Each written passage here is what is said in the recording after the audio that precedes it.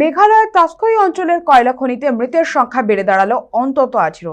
এখনো নিখোঁজ বহু, সংখ্যা মৃতের সংখ্যা বাড়তে পারে। শুরু হয়েছে উদ্ধার কাজ। মনে করা হচ্ছে মৃতদের অধিকাংশই অসমের বাসিন্দা। পুলিশের প্রাথমিক অনুমান, খনির ভেতরে দাহ্য গ্যাস মজুদ থাকার ফলে বিস্ফোরণ ঘটেছে।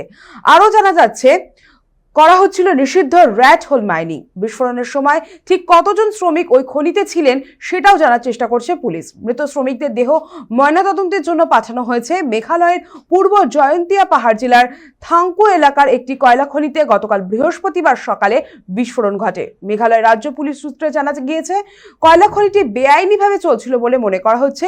বিস্ফোরণের ফলে খনির মুখে ধস নামে এবং সেখান থেকে বেরোনোর পথে বন্ধ হয়ে যায়।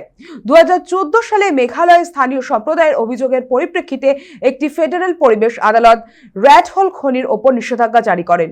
এ ধরনের খনন কার্যকে অবৈজ্ঞানিক বলে উল্লেখ করা হয়েছিল। এতে পরিবেশের ক্ষতির আশঙ্কাও রয়েছে। তবে নিষেধাজ্ঞা সত্ত্বেও রাজ্য জুড়ে, বিশেষ করে পূর্ব জয়ন্তিয়া পাহাড় এলাকায় এই খনন পদ্ধতি এখনো ব্যাপকভাবে চালু হয়েছে। গোটা ঘটনাটির তদন্ত করছে পুলিশ।